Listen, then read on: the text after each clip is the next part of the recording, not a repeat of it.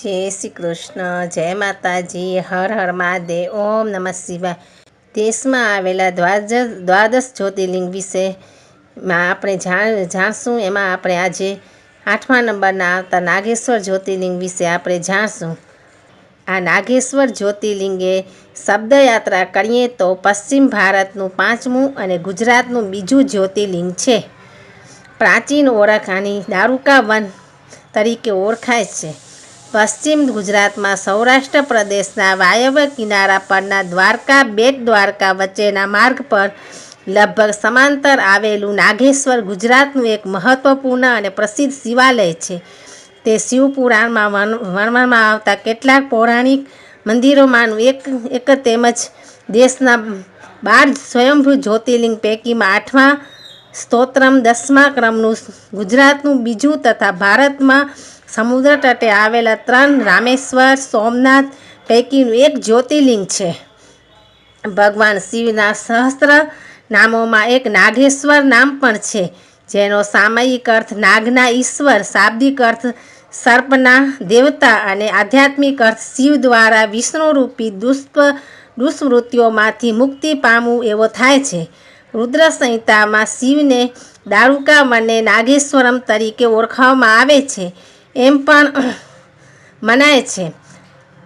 આર્યોએ આ પ્રદેશની નાગ જાતિને વર્ણાશ્રમ ધર્માનુયાયી બનાવી અને નાગેશ્વર શિવાલયની સ્થાપના કરી હતી. શિવપુરાણ અનુસાર નાગેશ્વર જ્યોતિર્લિંગ પૂર્વ દારૂકાવન તરીકે ઓળખાતા ક્ષેત્રમાં આવેલું હતું. ભારતીય મહાકાવ્યોમાં તેનો ઉલ્લેખ કામ્યકવન, દંડકવન, દૈત્યવન જેવા નામે પણ મળે છે. આ મંદિર સંબંધિત વામન પુરાણ અધ્યાય 6 અને 45ની કથા અનુસાર કેટલાક ઋષિઓ અહીં પ્રલમ શિવોપાસના કરેલી છે. એમની કસોટી કરવા શંકર તપસ્વી વેશે અહીં આવેલા. ત્યારે ઋષિ પત્નીઓ તેમની તરફ આકર્ષાતા ઋષિ સમૂહે તપસ્વીને શાપ આપેલો. તેના નિવારણ રૂપે ભગવાન શિવ દારૂકા વનમાં જ્યોતિર્લિંગ સ્વરૂપે બિરાજ્યા હતા. પ્રચલિત પુરાણ કથાનો સાર તો નાગેશ્વર જ્યોતિર્લિંગની ઉત્પત્તિ વિશે શિવપુરાણમાં પશ્ચિમ સાગર કાંઠે જંગલમાં રહેતા દારૂકા નામક દાનવ દંપતીની કથા છે. અહીં સર્પોનું વન હતું અને દારૂકા તેની સ્વામીની હતી. તેણે પાર્વતીને પ્રસન્ન કરીને અરણ્ય ક્ષેત્રને જલ, સ્થળ, નભ ક્યાંય પણ ઈચ્છિત જગ્યાએ લઈ જઈ શકવાનું વરદાન મેળવેલું. જંગલ પર કબજો કરી તેનું નામ પર દારૂકાવન રાખ્યું. તેમાં લોકોને બંદી તરીકે રખડતા. બંનેનો ત્રાસ વધી જતા ઔર ઋષિએ પ્રજાને આશ્વાસન આપેલું કે હવે જો આવું થશે તો અસુરો પોતે જ નાશ પામશે. તેથી દારૂકાએ ભયભીત બની પોતાને મળેલી શક્તિથી પૂરા જંગલ સાથે સમુદ્રમાં જઈ વસવાટ કર્યો અને જળમાર્ગે આવતા વહાણોને લૂંટી લેતા.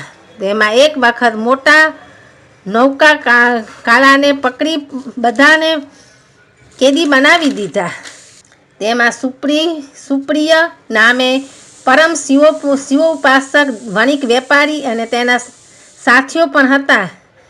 તેની શિવભક્તિ જોઈ દારૂકે તેને મારી નાખવા પ્રયત્ન કર્યો. સુપ્રિયે અહીં એક પાર્થિવ લિંગ સ્થાપિત કર્યું હતું. સાથીઓ સતત શિવ પંચાક્ષર મંત્ર જાપ અને પોતે લિંગ પૂજા કરવા લાગ્યા. તેઓની પ્રાર્થનાથી ભગવાન શિવે દર્શન સાથે અભયદાન આપ્યું અને રાક્ષસોનો નાશ કર્યો. સુપ્રિયે જે લિંગનું સ્થાપન કરેલું તે નાગેશ કહેવામાં આવ્યું. આગળ જતા શિવ ફરી ત્યાં જ નાગેશ્વર જ્યોતિર્લિંગ સ્વરૂપે કાયમ બિરાજતા તે 8મું જ્યોતિર્લિંગ બન્યું અને પાર્વતી નાગેશ્વરી નામે ઓળખાતા. દંતકથા પ્રમાણે મરતા પહેલાં દારૂકાની ઈચ્છા અનુસાર આ જગ્યાનું નામ તેની જાતિ નાગ અને તેના ઈશ્વર શિવ એવા સંયોગ પરથી નાગેશ્વર રખાયું. નાગેશ, નાગેશ્વર, નાગનાથ પૌરાણિક જંગલ દારૂકા વન અને નાગેશ્વર જ્યોતિર્લિંગના વાસ્તવિક સ્થળ અંગે આજે પણ ચર્ચા ચાલુ રહી છે. શિવમાં પુરાણ અને કોટી રુદ્ર સંહિતામાં અધ્યાય 29માં પણ આ સ્થળ પશ્ચિમી અરબી સમુદ્ર પર હોવાનું સૂચવે છે. કોઈ અન્ય મહત્વપૂર્ણ સાધન કે સંદર્ભો જ્યોતિર્લિંગના સ્થાનનો નિર્દેશ નથી આપતા. પશ્ચિમી સાગર પરનું દારૂકાવન વાક્યાંશ એકમાત્ર સંકેત સમાન છે. બીજા મતે દારૂકાવન નામે સંભવત દરુવન દેવદાર વૃક્ષોનું જંગલ પરથી આવેલું છે. અંતે અલમોડા ઉત્તરાખંડમાં તેનું અસ્તિત્વ હોવાનું મનાય છે. પ્રાચીન કાળમાં શિવોપાસના માટે ઋષિ મુનિઓ પવિત્ર દેવદારના જંગલોમાં તપસ્યા કરતા હતા. અલમોડાથી 28 કિલોમીટર દૂર દારૂકાવનની પૃષ્ઠભૂમિમાં આવેલા જાગેશ્વર ઉર્ફે યોગેશના પ્રાચીન મંદિરોના સમૂહમાં નાગેશ જ્યોતિર્લિંગ પણ સામેલ હોવાનું મનાય છે. આ નામ સરખું ત્રીજું જ્યોતિર્લિંગ મહારાષ્ટ્રમાં આવેલું છે. ઔધા નાગનાથ પણ મનાય છે. શંકરાચાર્ય પણ તેની સ્તુતિ દક્ષિણમાં આવેલા નાગનાથ નામે કરી છે. દારૂકાવન વિંધ્ય પર્વતમાળા પાસે હોવાની પણ શક્યતા દર્શાવાય છે. તે વિંધ્યની એટલે દક્ષિણ નૈઋત્ય અને પશ્ચિમમાં સમુદ્ર સુધી ફેલાયેલું છે. તે અર્થમાં જાગેશ્વર નાગેશ અલમોડાની દક્ષિણે અને નાગેશ્વર દ્વારકાની પશ્ચિમે ઔધા નાગનાથ મહારાષ્ટ્રમાં આવેલું છે. દેશમાં ભીમાશંકર 2, વૈજનાથ 3 અને નાગનાથ 3 નામધાર 1થી વધુ જ્યોતિર્લિંગ આવેલા છે. તેના ખરા સ્થાન વિશે અનિશ્ચિતતા છે. આ સંબંધમાં વિશેષ નિર્ણય થયેલો ન હોય. આ બધા સ્થાનો સર્વમાન્ય જવા ગણાય છે. પુનરુદ્ધાર અને વિસ્તૃતિકરણ થોડા વર્ષો પહેલા સુધી આ પુરાતન શિવાલય દેરી જેવું સાદું હતું. તેની જગ્યાએ નવીનીકરણ પછી હાલ મંદિરે વિશાળ અને ભવ્ય બન્યું છે. બાહ્ય માળખું આછા લીલા આછા ભૂખરા રંગે શોભે છે. તેનું આંતરિક નાનું ગર્ભગૃહ ભૂમિગત છે. રૂપેરી આવરણવાળું મોટું જ્યોતિર્લિંગ અને તેની પાછળ પાર્વતીની મૂર્તિ પ્રતિષ્ઠિત છે. ગર્ભગૃહમાં ચાંદીના નાગણ સ્વરૂપના શિવ પાર્વતીનું પૂજન કરવાનો મહિમા પ્રચલિત છે.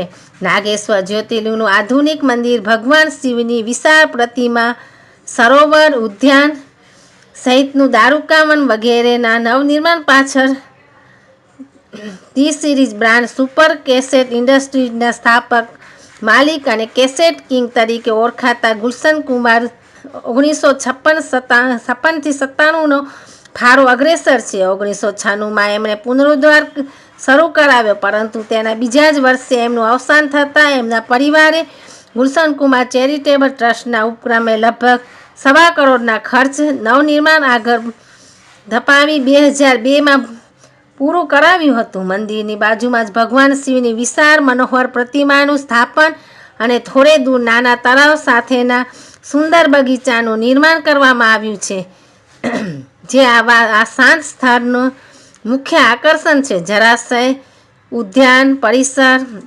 દારૂકાવન નામે ઓળખાય છે. તેમાં સુદર્શન ચક્રધારી કૃષ્ણની પ્રતિમા પણ મૂકવામાં આવી છે. ધ્યાનસ્થ અને અનાન્યસ મુદ્રામાં ઘડાયેલી ભવ્ય શિવ પ્રતિમા 85 ફૂટ જમીનથી ગણતા 125 ફૂટ ઊંચી અને 25 ફૂટ પહોળી છે, જે લગભગ 2 કિલોમીટર દૂરથી નજરે પડે છે. અન્ય પ્રકરણ વિવરણ મોટું યાત્રાધામ હોવાથી દ્વારકા ગુજરાતમાં તમામ મુખ્ય શહેરો સાથે સડક માર્ગે સારી રીતે જોડાયેલું છે તથા ઘણા સમાજો અને સંસ્થાઓની ધર્મશાળાઓ આવેલી હોવાથી આવાસ નિવાસી સારી સગવડો પ્રાપ્ત થાય છે. નજીકમાં ગોપી તળાવ 5 કિલોમીટર થાય છે. ત્યાં પર એક ધર્મશાળા રહેવાની સગવડ મળી રહે છે. નજીકનું રેલવે મથક દ્વારકા 16 કિલોમીટર ને ઓખા 4 કિલોમીટર થાય છે અને વિમાન મથક પોરબંદર 115 કિલોમીટર ને જામનગર 160 કિલોમીટર ત્યાંથી થાય છે. નાગેશ્વર તાલુકા મથક દ્વારકાથી 16 કિલોમીટર, જિલ્લા મથક ખંભાળિયાથી 90 કિલોમીટર, રાજ્ય મથક ગાંધીનગરથી 496 કિલોમીટર અને સોમનાથથી 245 કિલોમીટરના અંતરે આવેલું છે. સ્થાનિક મુખ્ય તીર્થધામો દ્વારકા, બેટ દ્વારકાની યાત્રા ઉપરાંત નજીકમાં હરસિદ્ધિ માતા ઉર્ફે હર્ષદ માતા 80 કિલોમીટર છે અને પોરબંદર 115, સુદામા મંદિર, કીર્તિ મંદિર, તારામંડળ, ચોપાટી વગેરે પણ આવે છે, એટલે એની પણ મુલાકાત લેવા જેવી ખરી. આમ દ્વારકા ક્ષેત્રમાં હરિહર પરસ્પર ઉપાસના એવા અને મા યોગેશ્વરના દર્શન કરી શ્રદ્ધાળુ પોતાની યાત્રા સફળ કરે છે. જય દ્વારકાધીશ. હર હર મહાદેવ. ઓમ નમઃ શિવાય.